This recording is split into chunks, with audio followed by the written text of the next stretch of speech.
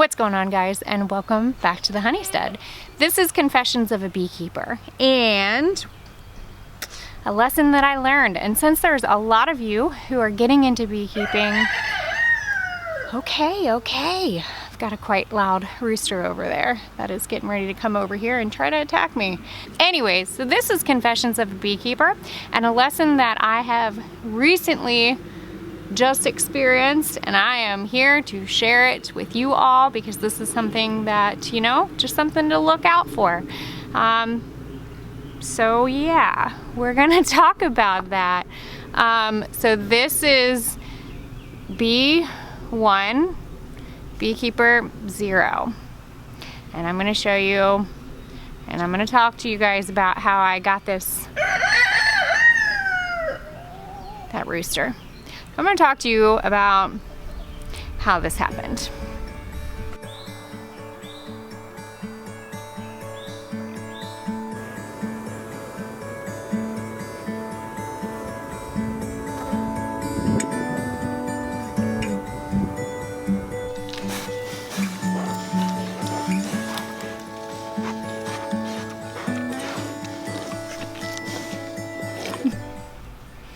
Looking a little bit puffy today. You all see that I'm very comfortable with suiting up. I am not at all trying to prove or show that, you know, I'm a Wonder Woman with beekeeping. I trust my bees to an extent, and I typically am pretty good about knowing when they are going to be in a testy mood or not.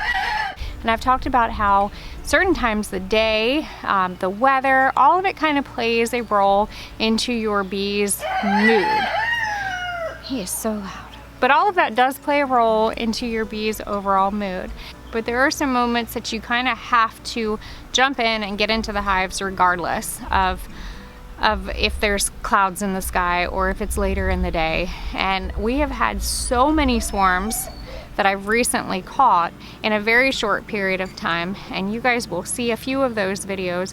I did determine which hive they did come from, and it is all my horizontal hive. I've been doing really good on maintaining all of my other colonies. I split early on, added boxes, but the horizontal colony I'm still learning. But I gave them more space and they're still wanting to swarm on me. But I was able to go ahead and pull a couple of frames from that colony that had swarm cells on it, and I went ahead and made like 4 splits from it, and I think all in all I've caught 3 swarms from that horizontal hive, and they have definitely taken up that hive and they're doing really good and thriving. And I'm just gonna have to keep a really close eye on that colony and make as many splits as I have to make, and that's okay. Part of what we're doing is growing bees. So I caught a swarm the other day. Actually, I caught 2 swarms the other. Actually, no, I take that back. I caught 3 swarms in one day, and it all came from that horizontal hive. I think I recorded 2. I don't think I recorded the 3rd one. I think by that time I was like, I'm done. I'm done. You know, like, seriously? Come on, girls. One of the things that I like to do to encourage the bees to stick around is I will pull a frame of open brood, nectar, pollen, whatever it has. I'll pull frames from some of my other colonies to help kind of keep that swarm to stick around. If you guys have a little bit of an issue when it comes to catching swarms and keeping them to stick around, that's a good solid note that I can share with you guys, is just pull some resources if you have them and go ahead and help furnish their apartment, you know, until they're big enough and growing. And anyways, it helps keep them around. I had to go into 2 of my colonies that I had and pull a couple of frames because honestly, when we had 3 swarms, by the time that I got into the colonies to actually pull some of those resources out, it was like 6 o'clock in the evening. I don't recommend that at all. You know, most of the time, that time of day, the bees are all home. So you've got a lot more bees that you're kind of fighting with when you're doing a hive inspection. And they were not quite happy to see me at all. Like, at all. And so I lit my smoker, got in there, pulled a couple of frames. Well, I swear, this is my suit. And I've had a lot of people ask about my suit. This suit comes from Massive Bee Store, and I got it, I think this is going on 4 years now with this same suit. And honestly, it's very loved. I mean, it's covered with propolis, it's got holes. I do really like this suit. I'm not knocking this suit at all. But I think it's time for me to go ahead and start looking at getting a different suit this year, because like I said, this is like 3 or 4 years old and it has had many years of wear and tear. Not just hive inspections, like I'm like climbing trees, okay? Like to catch swarms. I was doing my hive inspection and all of a sudden I noticed that there was a bee in my veil. Stay calm, please don't sting me in my face. Like, I'm not a big fan of being stung in my face. I don't like it. I don't think anybody likes it. Well, anyways, sure enough, she got me pretty good. And I'm a bit swollen right now. Got me right here on my temple. I finished what I'm doing with the bees.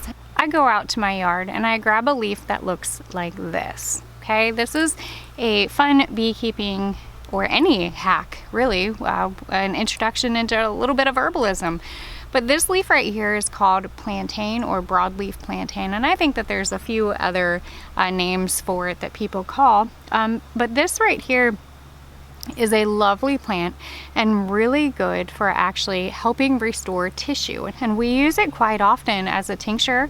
And then the other thing that I like to do, I'll take it and I'll chop it up and I'll put it into some really good olive oil, and after it sits for around 30 days I'll strain out the plantain, and then I'm left with this beautiful rich green plantain oil that I will turn into a salve. And that's what I use in like my bug bite or bee sting salve.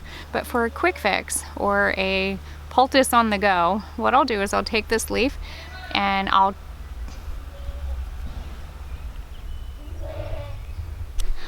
oh my gosh, my husband just yelled, we're having a baby.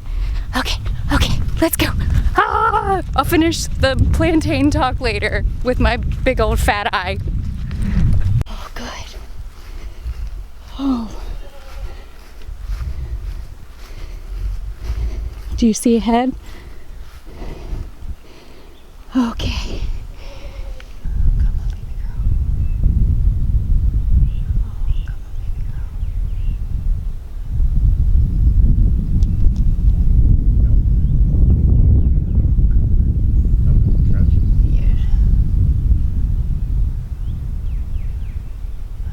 She's still actively pushing, but I'm getting a little nervous because I'm not seeing much progression.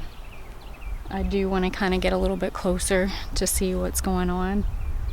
Of course I say that, and now she's pushing really good.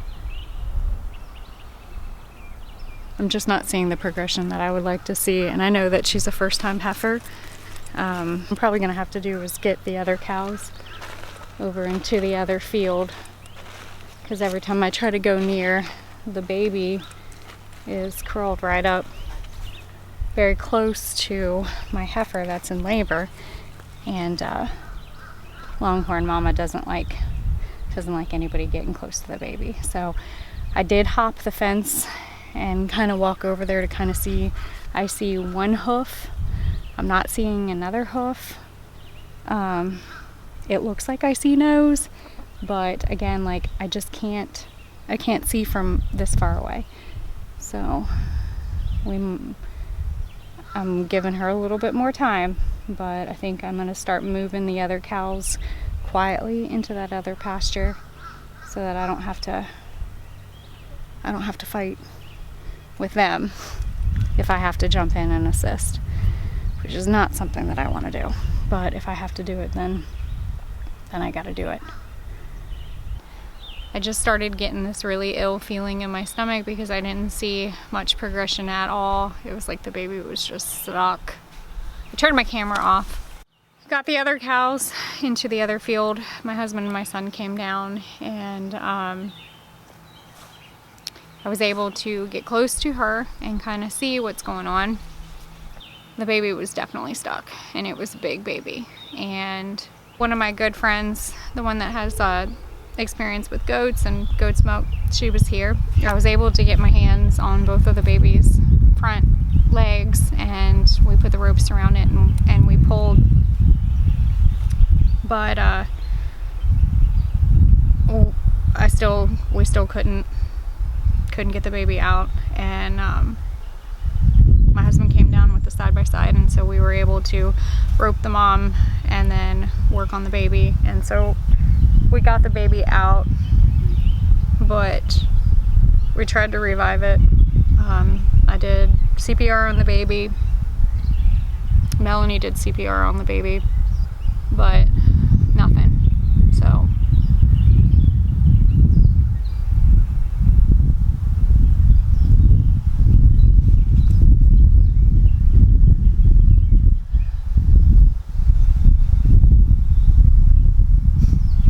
this is the part of farming that's hard, but it doesn't stop us from doing what we're doing. Today, this video, not the greatest. Got stung in my eye, which I haven't even finished talking to you guys about something that you should be looking forward, you know, when you're assessing your suit. But I'm real and I'm transparent, and so I share with you guys what we're doing because I know it's going to help somebody. And I have said from the beginning that no matter how many bad days you have on your farm, it just makes the days that are good so much sweeter. And for you who are getting ready to experience homesteading, or this is something that you have in your heart and in your passion, you're going to experience these days.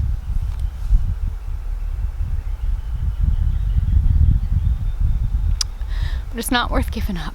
It's not worth stopping. Right now I have the mama over in this field. She's still a little dazed. We gave her a good shot of antibiotics because we had to get a little invasive. I'm gonna keep a close eye. I got her up and moving, and that was very important. And having an extra set of hands was even more vital. You know, it sucks that this is the outcome, but this is farming. So I think, you know, we're gonna let her heal up, but I don't think I'm gonna breed her again. I think her hips are just a little too small to be able to pass babies, and that's okay. You know, biggest thing is making sure mama is okay right now. With your suit though, this is something that you want to look for. The bee came right in between the crack that has happened on my bee veil, and I didn't even realize that I actually had a couple of holes on both sides actually, which I'm thankful that I realized now versus later. It happens to any suit. It doesn't necessarily matter what suit that you guys have. I like a vented suit, fully vented, because, you know, I can wear shorts underneath this, and yeah, there are days where I'll go and I'll do a hive inspection without my full suit. But one of the things that I want to show you guys is that not every colony that you inspect, my girls are typically pretty calm. But I don't want to give you guys the false sense of reality that bees are great and that you can get in and not have to suit up. This is your preference though. You know, for me, I wear a suit and I do get stung on a normal basis. In fact, quite normal basis. But I'm not a big fan of getting stung in the face. And so that's why I do what I have to do to make sure that I protect myself and keep myself safe. And that's, anyways. Always check your suit and your veil, especially around the sides. Now, I'll be in the market for a new suit.